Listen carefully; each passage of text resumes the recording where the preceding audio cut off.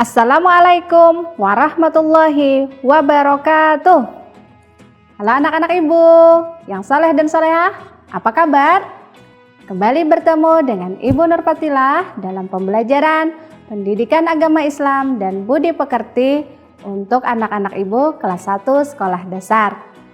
Nah, anak-anak ibu semua, ibu kembali mengingatkan akan pentingnya menjaga kesehatan supaya tetap bisa belajar dengan semangat, mentaati protokol kesehatan seperti memakai masker apabila keluar rumah, mencuci tangan pakai sabun dengan air mengalir, menjaga jarak minimal 1 meter, dan menghindari kerumunan. Anak-anak ibu yang saleh dan salehah, sebelum masuk ke materi hari ini, marilah kita bersama-sama berdoa. Tangan diangkat, kepala ditundukkan. Bismillahirrahmanirrahim. Raditu billahi rabba wa bil islami dina wa bi Muhammadin nabiyya wa rasula. Rabbi zidni ilma warzuqni fahma. Walhamdulillahi rabbil alamin. Nah, selesai berdoa, semoga apa yang kita pelajari hari ini menjadi bermanfaat untuk anak ibu maupun bagi orang lain. Pada pertemuan kali ini, kita masih di pembelajaran 5 dengan tema Cinta Nabi dan Rasul dengan subtema Kisah keteladanan Nabi Adam alaihissalam. Adapun tujuan dari pembelajaran kita yaitu pertama, meyakini kebenaran kisah Nabi Adam alaihissalam, menunjukkan sikap pemaaf sebagai implementasi pemahaman kisah keteladanan Nabi Adam alaihissalam, memahami kisah keteladanan Nabi Adam alaihissalam, dan menceritakan kisah singkat keteladanan Nabi Adam alaihissalam. Nabi dan Rasul adalah orang pilihan, orang-orang pilihan Allah Subhanahu wa Ta'ala. Perbedaan Nabi dan Rasul adalah Nabi menerima wahyu dari Allah untuk dirinya sendiri, sedangkan Rasul menerima wahyu dari Allah dan mempunyai kewajiban untuk menyebarkan kepada umatnya. Seorang rasul sudah pasti nabi dan jadi pemimpin umat, sedangkan nabi belum tentu seorang rasul. Nah, itu sedikit perbedaan dari nabi dan rasul. Nah, anak-anak ibu yang ibu sayangi, sebelum kita bercerita Nabi Adam alaihissalam, dari kisah terdahulu, Nabi Adam adalah manusia yang pertama kali diciptakan oleh Allah. Sebelum Nabi Adam, Allah sudah menciptakan yang namanya malaikat dan jin. Malaikat diciptakan Allah dari cahaya, dan jin atau iblis diciptakan dari api. Karena Allah memerintahkan sujud kepada Nabi Adam alaihissalam yang hanya diciptakan dari tanah, maka dengan sombongnya iblis tidak mau sujud sebagai tanda penghormatan kepada Nabi Adam. Maka Allah murka akan sikap iblis dan mengeluarkannya dari sorga. Iblis pun tak tinggal diam. Dia memohon kepada Allah untuk diberi kehidupan sampai hari kiamat untuk mengajak umat manusia terhadap kesesatan. Nah, anak-anak ibu yang saleh dan salehah, sebelum lanjut kita simak dulu pesan-pesan berikut.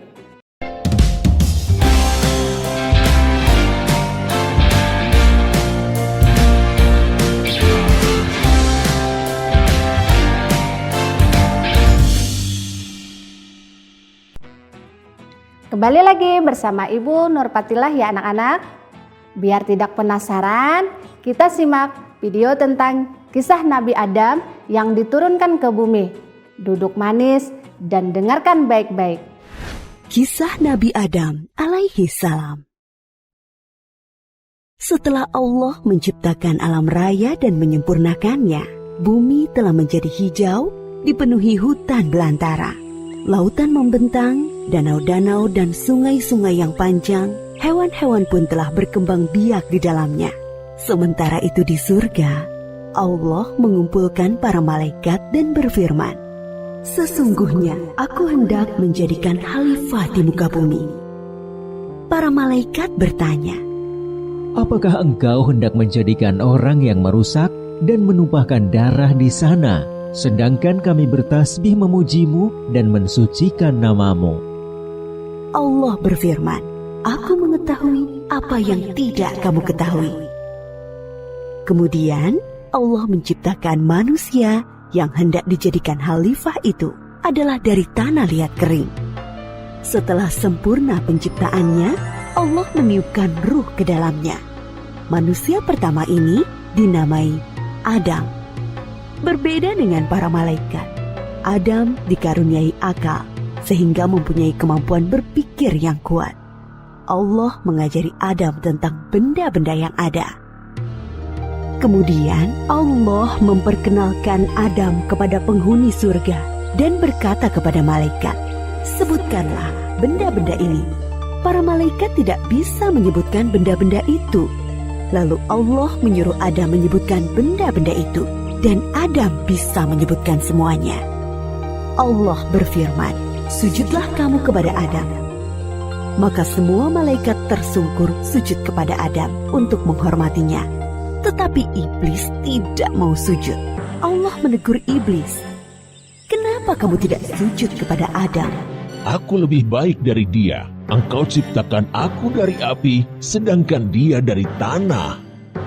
Allah berfirman, "Keluarlah dari surga.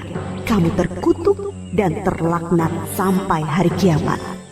Iblis lalu berkata, "Ya Robbi, berilah saya umur panjang sampai hari kiamat, dan aku akan menggoda dan menyesatkan semua manusia, kecuali hamba-hambamu yang ikhlas di antara mereka." Allah berfirman, "Kamu diberi umur panjang sampai hari yang ditentukan. Sesungguhnya kamu tidak bisa menjerumuskan hamba-hambaku.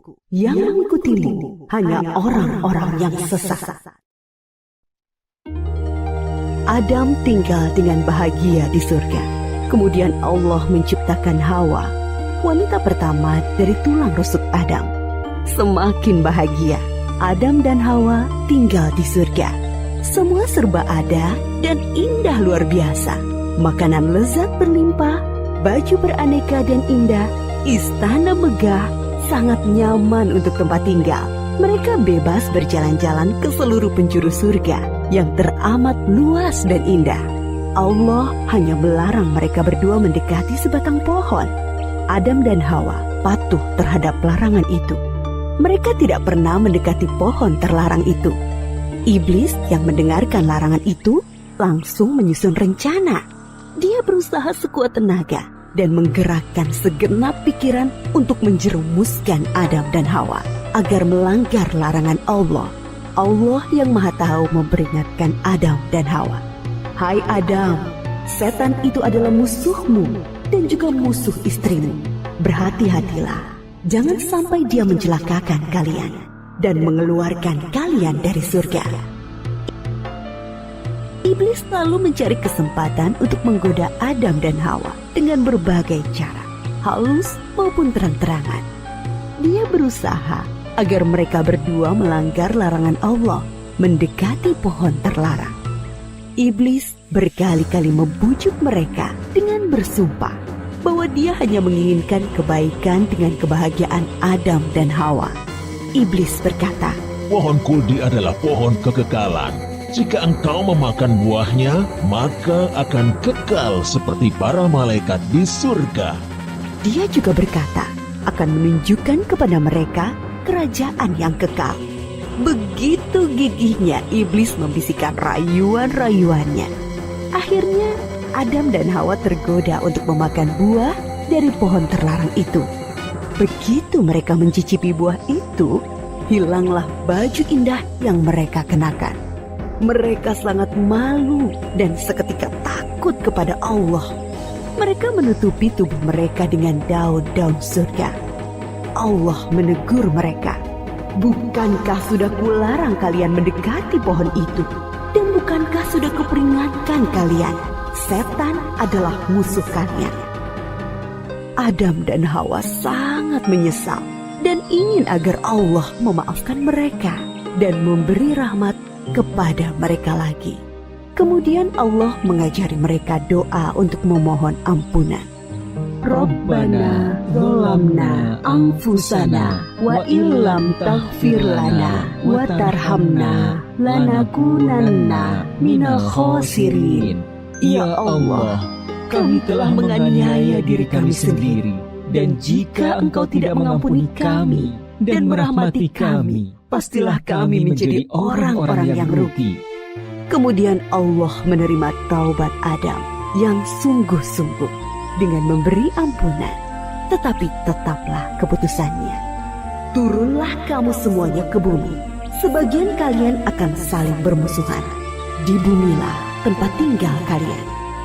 Maka turunlah Adam dan Hawa ke bumi meninggalkan segala kesenangan dan keindahan surga. Mulai saat itu, mereka mulai mengupayakan makanan, pakaian, dan rumah dengan tangan mereka sendiri. Ketika Adam dan Hawa diturunkan ke bumi, mereka ditempatkan terpisah. Setelah bertahun-tahun saling mencari, akhirnya mereka bertemu di Padang Arafah, di Jabal Rahmah. Mereka berdua bekerja keras dengan tenaga dan pikiran untuk membangun kehidupan di bumi dan terus tekun beribadah kepada Allah Subhanahu wa Ta'ala. Memang di bumilah penugasan Adam sebagai khalifah. Adam dan Hawa dikaruniai 20 pasang anak kembar, masing-masing pria dan wanita. Sejak saat itu, manusia terus berkembang di bumi dengan mengemban tugas sebagai khalifah atau pengatur alam raya. Kisah Nabi Adam ini mengingatkan kita bahwa iblis dan setan-setan pengikutnya akan terus gigih berusaha agar sebanyak-banyaknya manusia menjadi sesat dan masuk neraka bersama mereka kelak. Namun jangan takut, godaan iblis dan pasukannya tidak mempan terhadap orang-orang yang ikhlas berserah diri kepada Allah. Nah, anak-anak ibu, bagaimana ceritanya? Seru kan? Iya, kita istirahat sejenak dan sambil istirahat kita simak pesan-pesan berikut.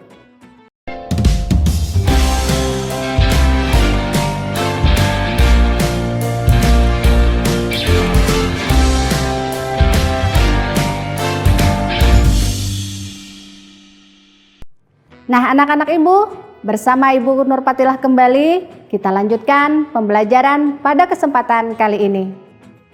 Sesuai dengan ancaman iblis yang diucapkan ketika diusir dari sorga, iblis melancarkan aksinya dengan menggoda Nabi Adam dan Hawa. Iblis menggoda Adam dan Hawa agar melanggar perintah Allah. Dengan berbagai cara, iblis mencoba membisikkan godaannya. Akhirnya, Adam dan Hawa mendekati pohon terlarang tersebut dan dengan sendirinya memakan buahnya. Nabi Adam dan Hawa dikeluarkan Allah dari surga dan diturunkan ke bumi. Adam dan Hawa memohon ampunan kepada Allah Subhanahu wa Ta'ala.